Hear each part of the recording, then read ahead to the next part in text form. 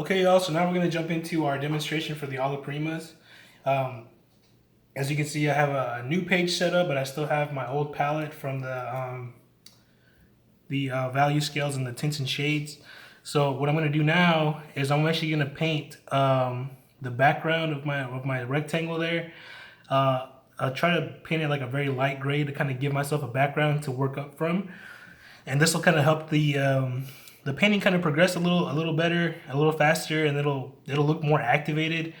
And acrylic likes to attach well to itself, so acrylic on acrylic is a good way to save on paint, so that you don't have to saturate the canvas as much.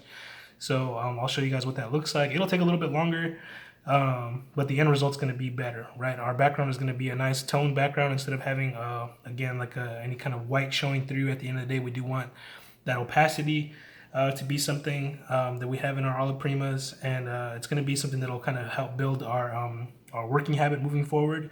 So in your sketchbook, since we are working with a 9x12 or maybe even bigger, what I want you guys to do is to actually draw out a, in this case, I have a 5x7 rectangle. If you guys want to go a 6x8 or a 5x7, that works for me. And we can do several Alla Primas on a single page, right? So that's kind of the benefit about working with this scale, is we're going to be trying to work quickly, and we're going to be trying to get more efficient with our brush strokes. So what we're trying to look for here is an economy of mark and an economy of time. And also kind of getting a better relationship with our paint, so that whenever we do jump into our longer, larger paintings, that we do feel a little bit more confident in working with this material, right? So the first thing I'm going to do now is I'm going to take my light gray and I'm going to tone out my background, so that I have something to kind of work up from. So we don't want this base layer to be super thick. We don't want it to be too thin to where it looks really washy and we're seeing some of the paint showing through. So I'll give you guys a look at what that starts to look like here in a second. So I'll be right back. All right, so in the amount of time it took for my my background to dry, the paint on the palette also dried. So again, putting that paint in your sealed palette will help keep it nice and wet, so that it doesn't happen to you. So you'll see on my left that I do have a fresh palette ready to go.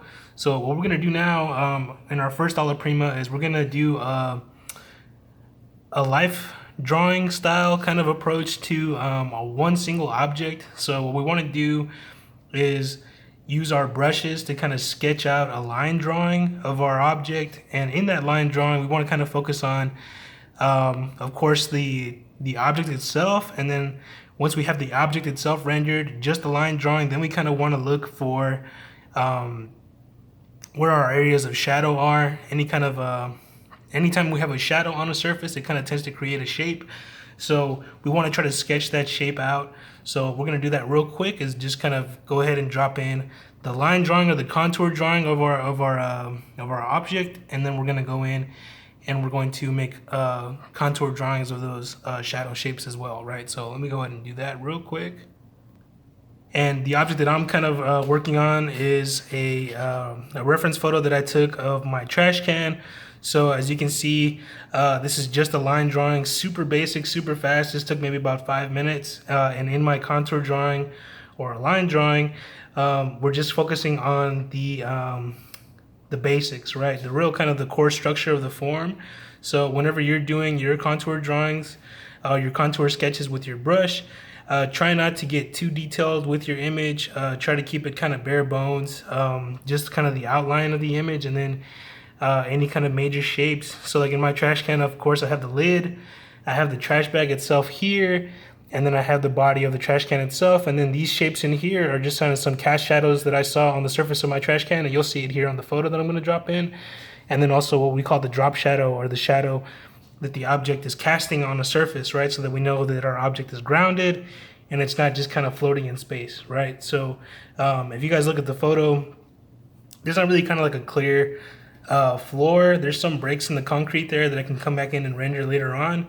But for the most part, my object kind of looks like it's kind of floating in space, but that drop shadow does ground it. So I'm gonna go ahead and use that to my advantage and go ahead and drop that in later on. Whenever we are starting to work with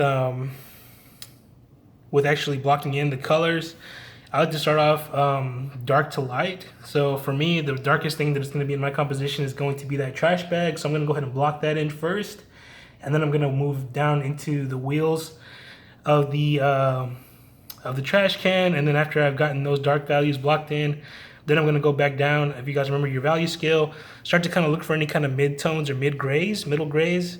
And then from there, I'll work down to my highlights and to my bright whites, right? So kind of working in reverse will help those colors pop, and will help kind of establish that space faster. And a lot of times those dark shadows will help kind of create the form a little bit quicker than if we started working from light to dark, right? So let's go ahead and get started. Like I said, again, I'm going to be working from dark to light. So I'm going to be working on the trash bag first, then the wheels at the bottom and the shadow, then the highlights, right? So it's going to be kind of working like general to specific, large areas first, and then after we've blocked in kind of these bigger areas and our acrylic has had some time to dry, then we can kind of come back and revisit some of those areas like in the trash bag where we might have some reflections and some highlights and touch those spots up, right? So let's go ahead and do that real quick. And when I come back, I'll have kind of like more of like a blocked in kind of view of what it looks like, right? So I'm going to be still kind of in a general phase, and then we're going to work into more kind of specific details after that. Okay, and this is where I'm at real quick, just with my darkest values, which were basically the trash bag and then the bottom of the trash can that has the, I guess the trash bag and then the bottom of the trash can that has that little kind of wheel cart down at the bottom. So you guys probably recognize that that super dark red. That's the red from our tints and shades that we mixed earlier. So again, just kind of applying that color palette that we worked from before. So just so we have that that tie-in, right, and we have that continued practice working with our tints and shades. So next, I'm going to be working in that drop shadow down at the bottom, and then that value is similar to a shadow that I see on the rim of the trash can's lid. So I'll be dropping in those two values in next, and then we'll work into our highlights, right? Okay, and now we have our middle value blocked in. The body of the trash can is a little bit lighter than that middle value that we have on the drop shadow. So I'm going to come down, or I guess come up a value just slightly to make that just a tiniest bit brighter. And whenever we're painting and then we're bringing a color up against a color, like when I brought the shadow up against the wheels of the cart, sometimes we're going to overlap a tiny bit, and that's okay. Better to overpaint than to kind of leave the white gaps in between those two color shapes.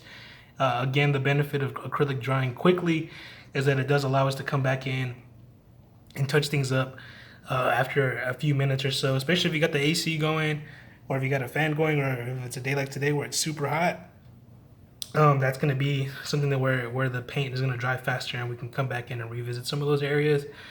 Remember that we are working general to specific, so it's not the end of the world if something doesn't quite look perfect at this stage. We're still working, we're still building, and we're still going to chisel things out. Some areas where I know I'm going to have to do that on my piece are going to be on the drop shadow onto the body of the trash can, and then some of the trash bag looks like it could be thinned out. That part that kind of goes down towards the bottom looks like it comes to a very sharp point. So what I can do there is kind of build in some of the background area later on to push into that black to make it look thinner, right? So we'll kind of look at that when we get there. It's okay to think ahead, just as long as we're not trying to work too detailed at the beginning part. So before we get any further, I want to block in the body of the trash can to kind of get that slightly brighter reddish gray in there. And then after that, then we'll move into the highlights that we see at the top of our trash can. That's my dog walking by. So if you guys hear some clicking and clacking, that's what you're hearing in the background. But again, we're going to go one more gray, and then we're going to jump into our kind of pinkish white, right, to kind of finish off this piece. Okay, now here we have the body of the trash can that I kind of blocked in that light gray.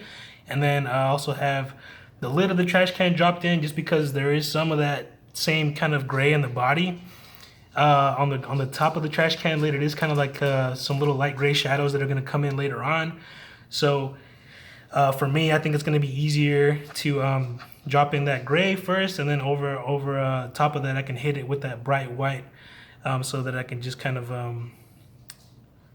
not have to worry about making these really super fine gray marks, instead of just kind of creating them by working around the lid with my white paint, and you'll see that here in a second. Then after that, we can get into some highlight and kind of detail work. Since I am working on a 5x7 and I have number 6 flat brush right now, it is a little bit tricky to get details. So I'm going to kind of just work with what I got and just kind of be aware of the limitations of your brush size too whenever you're working on your paintings, right? If you want to focus on a lot of detail, it might be to your benefit to try to kind of zoom in on things and make them a little bit bigger whenever we're working, right? So I did take the tape off of my my piece here because it was easier to kind of rotate and get some of these angles a little better.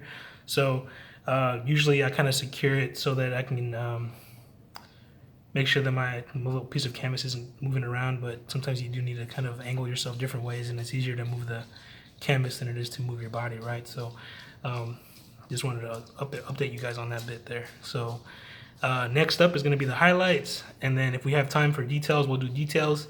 But with these Alla Primas, I like to try to kind of keep them at about 45 minutes to an hour. Right now I'm at about the half-hour mark. So whatever I can accomplish in the next 15 minutes is kind of where I'm going to leave it. I want to kind of advise you guys to do the same thing. Don't treat these as too precious. Ultimately, what we're trying to do with this is try to build a familiarity with the material and the brush. And we don't want to treat these too preciously, right? We want to use these to get faster and faster. And try to keep that in mind, right? And the next painting will be the one that you master it in 45 minutes or an hour, right? So we want to get faster with these Alla Prima. All right, y'all, and this is the painting at about 45 minutes. As you can see, I dropped in a few details here and there. And then I also, on this bottom part, came back in and threw in a lighter gray to kind of tighten up the color blocking along the edge of my form and to kind of clean up the drop shadow a little bit.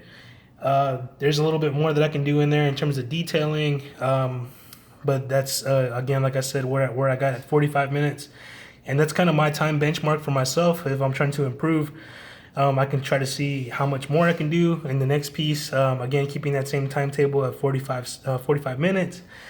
So if I save my first Alla Prima and then in my second Alla Prima, I could say, well, in my second Alla Prima, I'm going to try to paint 2 objects in an hour. That would be an improvement on time. So that's kind of the goal with these Alla Primas, is to try to get better, try to get more what we call brush economy out of our paintings, so that we're able to render things with fewer strokes, able to mix colors more efficiently, and render more information quicker, right? So the better we get at this, the more we'll see an improvement on our long paintings. Ultimately, we want to be able to render information quickly and then spend less time on details and save that kind of towards the end. But that's going to be the practice that we're going to be maintaining throughout the semester. So this week, since we're trying to catch up from last week's kind of hiccup, I really just want you guys to focus on assignments 1 and 2, and then for our 2 Alla Primas this week, instead of doing a 1 object and a 2 object, let's just do 2 1 object Alla Primas, and then try to work on those for an hour, let's say an hour and a half max.